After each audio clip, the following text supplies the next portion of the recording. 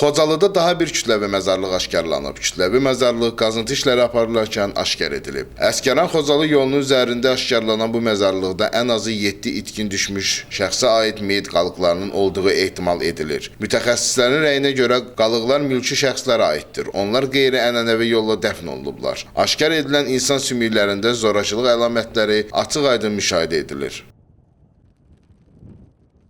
1988-ci ildə başlayan erməni vandallığı, ermənilərin Azərbaycana qarşı torpaq iddiası bugün burada müəyyən olunan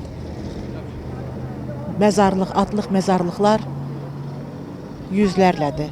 4000-dən çox hələ ki itkin bizim şəhidlərimiz var.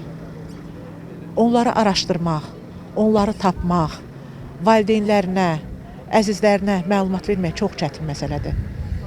Çox təəssüf ki, biz acı bir hisslərlə, ağrılı bir hisslərlə növbəti dəfə Qarabağda kütləvi məzarlığın aşkarlanması prosesini izləyirik.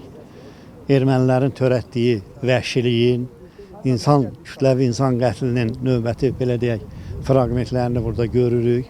Bildiyiniz kimi, komitənin sədri Eldar müəllim də məlumat verdi. 7 burada insan cəsədi aşkarlanıbdır, mülki şəxslərdir. Mən özüm birinci Qarabağ müharibəsinin iştirakçısı olmuşam. Bu ərazilərdə döyüş zonalarında iştirak eləmişik. Xocalı soyqırımı faciəsinin günün bu ərazilərdə olmuşuq, insanların xilas edilməsi ilə bağlı.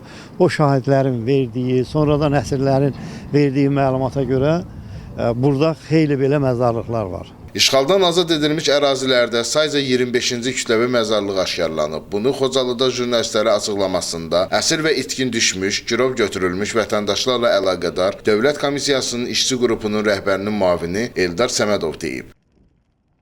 Dövlət Komissiyası vətən torpaqları işğaldan azad olunduqdan sonra Azərbaycan Respublikasının Prezidenti cənab İlham Əliyevin tapşırığına uyğun olaraq işğaldan azad olunmuş ərazilərdə itkin düşmüş vətəndaşlarımızın aid məzar yerlərinin axtarışı, qazıntı və ekskumasiya işlərinə 2021-ci ildən başlanmışdı. Və bugün sizin artıq iştirakınızla 25-ci kütləvi məzarlıq aşkarlanmışdır. Eldar Səmədov bildirib ki, Ermənistanın Azərbaycana hərbi təcavüzü nəticəsində Dövlət Komissiyasında 3990 nəfər itkin düşmüş şəxs kimi qeydiyyatdadır. Son illərdə aparılan axtarış qazıntı, eyni zamanda eyniləşdirmə prosesi nəticəsində 170 vətəndaşın taleyinə aydınlıq gətirilib. Murad Adiloğlu, Şamxal Adgözəlov, Səs TV, Xocalı.